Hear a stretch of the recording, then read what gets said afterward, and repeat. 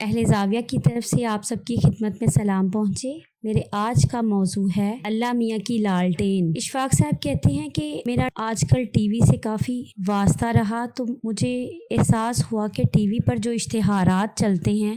ان میں اکثر و بیشتر کپڑوں کی دھلائی کے، واشنگ پاؤڈر کے اور شیمپو سے ریلیٹڈ ہوتے ہیں، اور مجھے دیکھ کے بہت مزہ آتا ہے کہ ایک خاتون میل کچیل سے بھرا ہوا کرتا ایک واشنگ پاؤڈر میں ڈالتی ہیں اور وہ جادو سے بالکل صاف ستھرا ہو کر باہر نکل آتا ہے۔ پھر اس کے ساتھ مجھے ایک اور بات یاد آئی، ہماری ایک بہو ہیں، انہیں اپنا گھر سجانے کا بہت ہی شوق ہے۔ یہ لڑکیوں کا شوق ہوتا ہے کہ جب گھر وغیرہ بن جائے تو وہ اسے ڈیکوریٹ کرنے یا اس کے تزئین و آرائش کے بابت سوچنے لگ جاتی ہیں۔ اب اس کے رہنے یا سونے کا کمرہ واقعی بہت خوبصورت اور غضب کا ہے۔ اب میں یہ محسوس کرتا ہوں کہ ہماری توجہ لائف کے مقابلے میں لیونگ پر زیادہ ہے، ہم لیونگ پر زیادہ زور دیتے ہیں، لائف چاہے اس کے پیچھے لٹکی آئے۔ یہ دیکھ کر بھی مجھے بہت خوشی ہوتی ہے کہ صفائی کی طرف، خوبصورتی، ستھرائی اور حفظان صحت کی طرف ہماری بڑی توجہ ہے۔ میں پھر پلٹ کر اپنا گھر دیکھتا ہوں جو پرانی وضع کا ہے، لیکن کچھ ایسا بھی برا نہیں ہے۔ اس میں پرانی طرز کا فرنیچر ہے جو بڑا بھاری باری ہے اور وکٹورین طرز کا ہے۔ ہم جس جگہ بھی رہتے ہیں یہ ہماری دلی خواہش ہوتی ہے کہ وہ جگہ بڑی صاف ہو، اچھی ہو، خوبصورت ہو، لیکن چونکہ میں آپ سے ڈٹرجنٹس کی بات کر رہا تھا تو یہ میری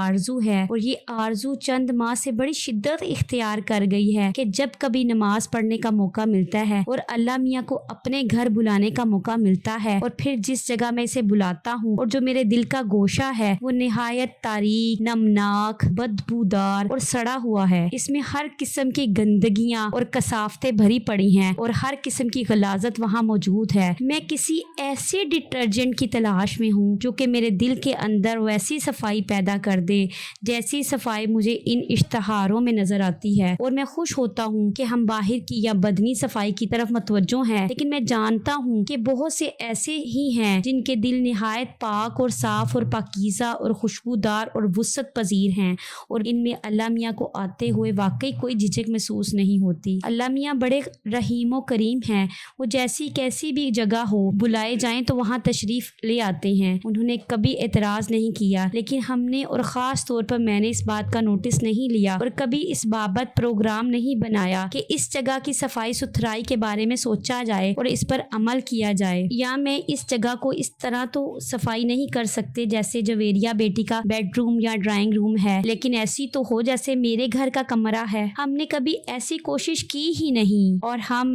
ٹوٹے زینوں، بکھرے برتنوں، ٹوٹے اور پچکے ہوئے کنستروں، ادھڑی چارپائیوں، صندوقوں، نفرتوں، تکالیف، کدورت، گھمنڈ اور اناؤں سے بھرے گھر کو محبت، پیار، عاجزی کی چاشنی سے اور خوشبو سے مہکا دیں۔ ہم سے ایسا ہوتا نہیں ہے۔ ٹی وی پر صفائی کے اشتہارات دیکھ کر میرا دل پر بوجھ بڑھ جاتا ہے اور طبیعت پر طاری رہتا ہے، اور اس میں روز بروز اضافہ ہوتا ہے، اور صبح جب ہم فجر کی نماز پڑھ کر سیر کے لیے نکلتے ہیں تو ہمیں جھک کر اپنے جوتے پہننے پڑتے ہیں، اور ہمارا اور ہمارے رب کا تعلق بس مسجد تک ہے۔ کبھی ہم نے اپنی زندگی میں دفتر آتے جاتے،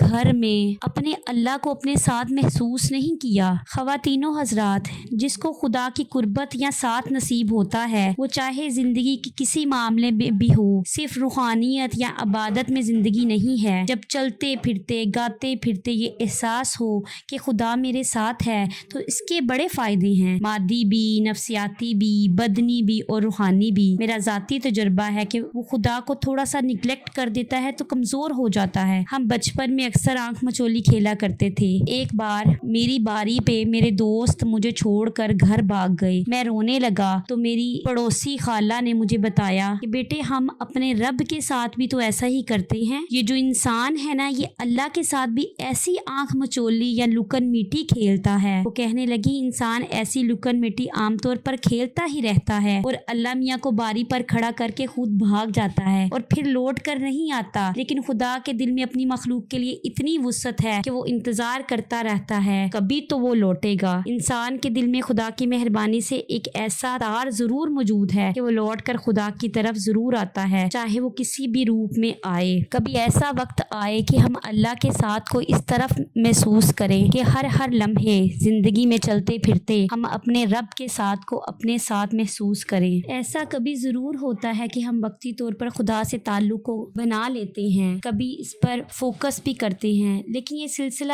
ہمیشہ چلتا نہیں رہتا۔ اس تعلق میں اضافے کے لیے انفرادی کوشش کی جاتی ہے۔ اشفاق احمد کہتے ہیں کہ میں یہی چاہتا ہوں کہ ایک ڈرائنگ روم جو میرے دل کا کمرہ ہے وہ میں خاص طور پر اللہ کے لیے تیار کر لوں۔ میں کتابی طور پر تو بہت کچھ جان گیا ہوں، اسے عملی طور پر کرنے میں کافی مشکل ہے۔ ایک صاحب نے مجھ سے کہا کہ حقوق العباد سب سے بہترین ڈٹرجنٹ ہے۔ میں حقوق اللہ تو ادا کر لیتا ہوں لیکن کسی طور پر حقوق العباد مشکل لگتے ہیں۔ میں نے پہلے بھی کہا کہ میں نصابی طور پر یہ سب کچھ جانتا ہوں، میں جمعہ ایڈیشن بھی پڑھتا ہوں، میں یہ سب باتیں کرتا ہوں، اب میں اپلائی کرنا چاہتا ہوں اور وہ مجھ سے نہیں ہوتا۔ میں اندر کا میک اپ کرنے کا خواہاں ہوں۔ اللہ آپ کو آسانیاں عطا فرمائے اور ایک ایسا چراغ دل میں جگانے کی ہمت عطا فرمائے کہ آپ ہر وقت اللہ کے ساتھ کو محسوس کریں۔